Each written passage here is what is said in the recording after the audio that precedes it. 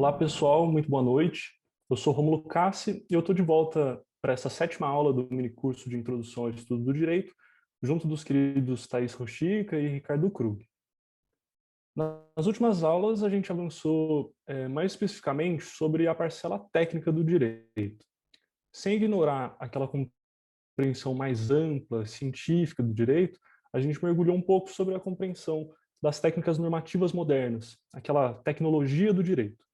A gente já passou brevemente sobre a estática jurídica, aquele estudo da norma isolada, em que a gente se perguntou o que uma norma tinha que ter para ela ser considerada jurídica, quais eram aqueles elementos mínimos, fundamentais, necessários. Quer dizer, tratou a norma como se ela fosse uma espécie de átomo, se fosse para a gente traçar o paralelo com a química. Agora a gente está no meio do estudo da dinâmica jurídica, que é aquele estudo da norma naquele conjunto ordenado, a norma em relação às outras normas, a norma nas relações de hierarquia, no movimento dela, processo de surgimento, de desaparecimento. Nesse sentido, traçando paralelo com a química de novo, é como se a gente estivesse no meio do estudo já das moléculas, quer dizer, a relação dos átomos uns com os outros e tal. Sendo que, na aula de hoje, a gente vai concluir o estudo dessa dinâmica jurídica com os conceitos de antinomias e lacunas. Vamos começar, então, pelas antinomias. O que são antinomias? Como que a gente identifica as antinomias? Bom, a gente diz que há uma antinomia quando normas do mesmo ordenamento jurídico dão um tratamento conflituoso a uma mesma questão. Como, por exemplo, é proibido fumar contra é permitido fumar. Mas vamos olhar mais de perto quais são as condições para que a gente possa falar em antinomia. Primeiro, essas normas elas devem estar no mesmo ordenamento jurídico, no mesmo estado. Se a norma é permitido fumar for uma norma argentina e a norma é proibido fumar for uma norma brasileira, por exemplo, então não há antinomia. Só há diferentes tratamentos conforme diferentes ordenamentos jurídicos. Mas também não basta que o tratamento distinto seja só em relação ao mesmo objeto, no caso, a ação de fumar. Além do objeto igual, esses tratamentos eles também devem coincidir em relação ao tempo, ao espaço e à pessoa. Se a norma é permitido fumar for uma norma antiga e a norma é proibido fumar for uma norma mais recente, então aqui não há antinomia também. Aqui a gente deve reconhecer que houve uma revogação de normas. Uma norma sucedeu a outra. Da mesma maneira, se a norma é proibido fumar se refere somente a locais fechados e a norma é permitido fumar se referirá apenas aos locais abertos, então também não há antinomia. Há diferentes tratamentos conforme os diferentes lugares. E por fim, se a norma é permitido fumar for direcionada aos maiores de 18 anos e a norma é proibido fumar for direcionada aos menores de 18 anos, então também não há antinomia. Há diferentes tratamentos conforme as diferentes pessoas. Seriam diferentes prerrogativas, por assim dizer. Mas ainda não é qualquer tratamento diferente para a mesma questão que caracteriza a antinomia. O tratamento diferente ele vai ser antinômico a depender dos funtores deônticos de cada norma.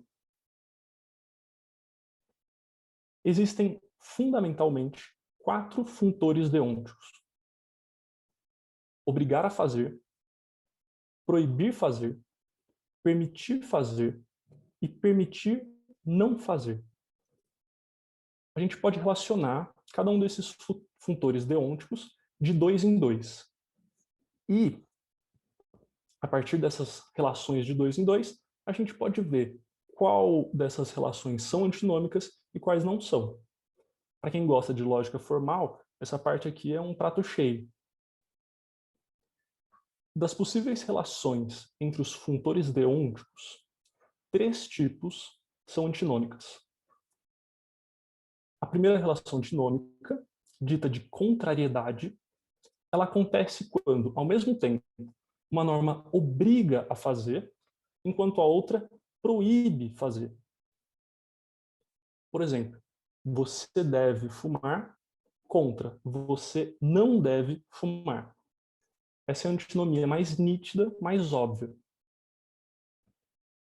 Mas tem outras duas relações antinômicas possíveis, que são quando uma norma obriga, enquanto a outra permite não fazer. Por exemplo, você deve pagar impostos contra você pode não pagar impostos. Quer dizer, nessa situação, eu pago ou não pago? Ou inversamente, se uma norma proíbe fazer, enquanto outra norma permite fazer. Por exemplo, você não deve sair à rua contra você pode sair à rua. E aí, eu saio ou não saio? Nesses dois casos, dizemos que há antinomia por contradição. Por outro lado, temos outras três possíveis relações entre aqueles funtores deônticos, mas que não são antinômicas. A primeira delas acontece quando uma norma obriga a fazer, enquanto a outra permite fazer. Por exemplo, você deve pagar imposto e você pode pagar imposto. Aqui não tem conflito. Eu tanto posso quanto devo pagar imposto. Ou inversamente, se uma norma, desculpa, ou inversamente, se uma norma proíbe fazer, enquanto a outra permite não fazer. Por exemplo, você não deve fumar e você pode não fumar. Aqui também não existe conflito. Você tem a permissão para não fumar, ao mesmo tempo que você está proibido de fumar. Nesses dois casos, dizemos que a relação não antinômica é de subalteridade. E por fim, se uma norma permite fazer enquanto outra permite não fazer, então temos uma relação, também não antinômica, de subcontrariedade. Por exemplo, você pode sair à rua e você pode não sair à rua. Aqui também não existe conflito. Se você quiser sair, você sai. Se você não quiser sair, você não sai. Ainda a respeito das antinomias, elas podem ser de três tipos: total-total, parcial-parcial ou total-parcial. A antinomia é total-total se uma norma se choca integralmente, totalmente, uma com a outra. Aquele nosso primeiro exemplo, é permitido fumar contra é proibido fumar, é um caso de antinomia total-total. Mas se eu digo é proibido fumar cigarro e maconha, e, do outro lado, é permitido fumar cigarro e charuto, então a antinomia é parcial-parcial, porque de cada uma das duas normas há um pedaço que se choca e um pedaço que não se choca. A proibição de fumar maconha e a proibição de fumar maconha e a permissão de fumar charuto não se chocam. Mas no caso do cigarro, ele é permitido por uma norma e proibido pela outra. E por fim, a contradição é total parcial se uma norma se choca por inteira com apenas uma parte da outra. Mudando só um pouco o último exemplo, a gente poderia pensar nas normas: é proibido fumar cigarro e maconha e é permitido fumar cigarro. Neste caso, a norma menor, que permite o cigarro, ela se choca totalmente, mas com apenas uma parcela daquela norma maior, a que proíbe cigarro e maconha. Agora que a gente já conseguiu identificar as antinomias, o que fazer diante delas? Quais são os critérios para a gente resolver as antinomias? Um dos critérios de solução das antinomias é o critério cronológico, que, como o nome já denuncia, ele diz respeito ao tempo. Pelo critério cronológico, entre duas normas que se chocam, consideramos válida e vigente aquela que é mais nova, e consideramos a norma mais antiga como revogada. Outro critério possível, mais forte que o cronológico, é o critério da hierarquia. Ele diz respeito ao nível das normas. Pelo critério hierárquico, ficamos com a norma que é superior em detrimento da norma que é inferior. Ainda ao critério da especialidade, que diz respeito à especificidade daquela matéria. Ele também é mais forte que o critério da cronologia, mas ele é tão forte quanto o critério da hierarquia. Por esse critério da especialidade, a gente considera válida e vigente aquela norma que é mais específica contra a norma que é mais genérica, que continua valendo, mas não para aquela especificidade. E por fim, se nenhum desses critérios for suficiente, o que é bem raro, ainda é possível aplicar o critério da lei favorável. Por esse critério, entre as possíveis obrigações ou proibições de conduta, a gente dá preferência para as permissões. Ao invés de a gente obrigar ou proibir, a gente permite com que se faça ou com que se não faça. Ela é, por assim dizer, uma solução de meio termo, menos forte socialmente, porque ela não obriga nem proíbe, ela restringe o menos possível. Com isso, a gente pode abordar o segundo tema da aula, o tema das lacunas. Se a antinomia tem origem numa multiplicidade de normas, tratando diferentemente da mesma coisa, no caso da lacuna, há uma falta de normas para disciplinar um determinado assunto. Mas a própria existência de lacunas no ordenamento, ele já é motivo de controvérsia. Dentro dos quadrantes do juspositivismo, Hans Kelsen é um autor que defende que não existem lacunas no ordenamento jurídico. Ele defende que é uma completude do direito. Enquanto outros autores, como Herbert Hart, também dos quadrantes juspositivistas, recusam essa completude do direito. Eles aceitam a possibilidade de lacunas e desenvolvem técnicas para solucionar essas lacunas. Então, eu proponho que a gente imagine um exemplo de um problema, e a partir dele a gente reflita como que, grosso modo, os autores da completude do direito ou dessa incompletude do direito poderiam resolver esse mesmo problema. Bom, imaginemos que você está numa loja de conveniências em que há uma placa escrito proibida a entrada de animais domésticos. E alguém adentra o lugar com uma capivara na coleira.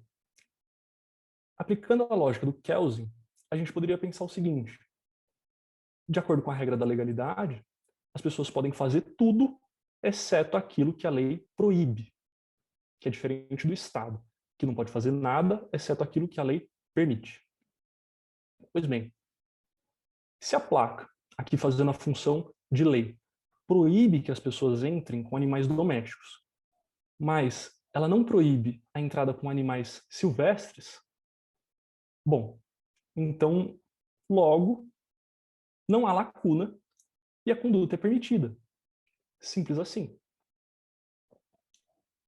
Por outro lado, aplicando a lógica dos autores daquela incompletude do direito, a gente pensaria o seguinte: a placa proíbe que as pessoas entrem com animais domésticos, mas ela não diz nada a respeito da entrada com animais silvestres. Faltam, portanto, normas que disciplinem aquela conduta específica. E diante dessa falta de normas, é que é preciso recorrer a alguma ferramenta que preencha aquela conduta com alguma regulamentação. E aqui entram as possíveis técnicas de resolução das lacunas.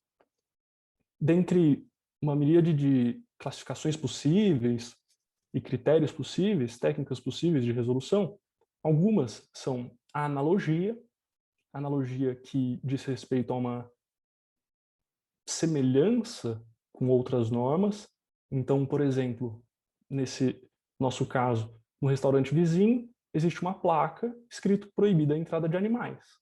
E aí ela poderia ser aplicada no caso da loja de conveniência. Há uma semelhança aí, uma analogia. Existe, por exemplo, a interpretação extensiva, então uma certa ampliação de uma norma que já existe. Então a gente poderia, por exemplo, ampliar o conteúdo daquela placa para ela abarcar, além da proibição dos animais domésticos, também a proibição quanto à entrada de animais selvagens. Há, por exemplo, os costumes, né, quer dizer, os hábitos sociais, essas práticas reiteradas. Então a gente poderia dizer, não é hábito naquele lugar entrar com capivara em loja de conveniência. Ainda tem alguns outros critérios, como os princípios gerais do direito, então, vamos dizer, dignidade da pessoa humana, o contraditório, que aqui nesse nosso caso da capivara ficaria um pouco difícil de encaixar. Também o caso da equidade, que é aquele ajuste do caso concreto, conforme desde do Aristóteles, que aqui também daria para dizer, digamos, no caso concreto, quer dizer, não tem nada que possa justificar que a capivara precise entrar naquele recinto, enfim. E, bem, o que o Kelsen diria de todo esse nosso exercício? Ele diria que esse nosso exercício de tentar superar essa lacuna, ele foi simplesmente uma recusa à solução lógica que o sistema já dava. Significa que o Kelsen diria que a gente só reconheceu o caso como lacunoso e a gente procurou as ferramentas para solucionar ele porque a gente não gostou da solução que o sistema já deu. A gente não queria que a pessoa adentrasse com a capivara e por isso que a gente fez toda essa elaboração técnica, para impedir que a pessoa entrasse com a capivara.